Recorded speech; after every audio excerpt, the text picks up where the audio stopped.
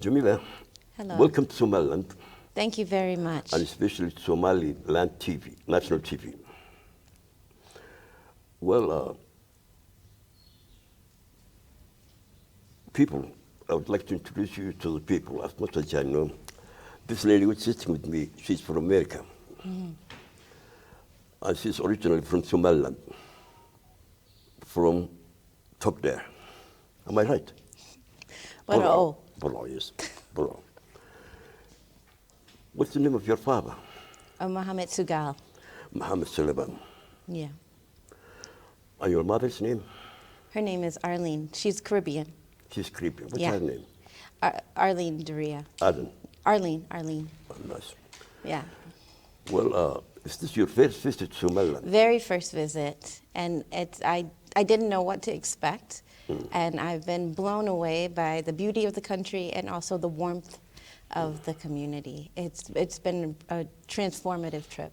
How long will you stay in Somaliland? Oh, sadly, I'm only here for a week, and I leave tomorrow, but I will definitely be back. I'm going to go back and tell everyone I know that they need to make a trip over here. There are a lot of, we like to call ourselves Africans,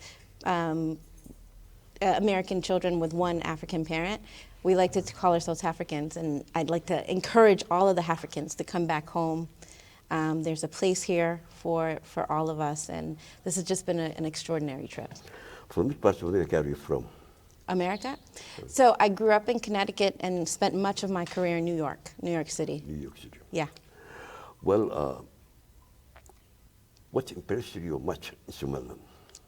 I think what impressed me about Somaliland, many things. I think it's the hospitality and the warmth and the openness of the people. I don't immediately look Somali for many people, but I think I've been treated as if I've returned home, which is really warm, and it's just been very comforting. I think also the story of Somaliland is inspiring, and you see all of the infrastructure, all of the development, and you understand that this is, almost a do-it-yourself story. There's not a lot of international support, and yet, this country is thriving, and I think that is a really compelling story. I think it's a story that needs to be told more, and I look forward to supporting the diasporic community and getting involved and really contributing to the growth of the country. What do you like to tell as an advice or as a message to your brothers in Somaliland? To my brother, to keep going. I mean, the work here that's been done is fantastic. I mean, so many other countries are mired by debt or are controlled by other outside larger forces, but this is the autonomy, the independence, the self-determination that I see in this country is incredible, and I think that there's a responsibility for the communities that are living abroad to get involved. We need to get past the understanding the culture through Western media and really put our feet on the ground here and get reconnected with the homeland and with our community. You told me that you are interested in culture. Mm-hmm. When did you start working in that field? Well, when I started, culture has always been a part of my life. Even when I was a little girl and my father would come and pick me up, every time he turned on the radio, it would be beautiful Somali music playing. And I just knew that the world was big through the arts first. And so when I graduated from school, I started my own arts organization and then joined some pretty large organizations, including the Apollo Theater in New York, which is, a mecca of black culture.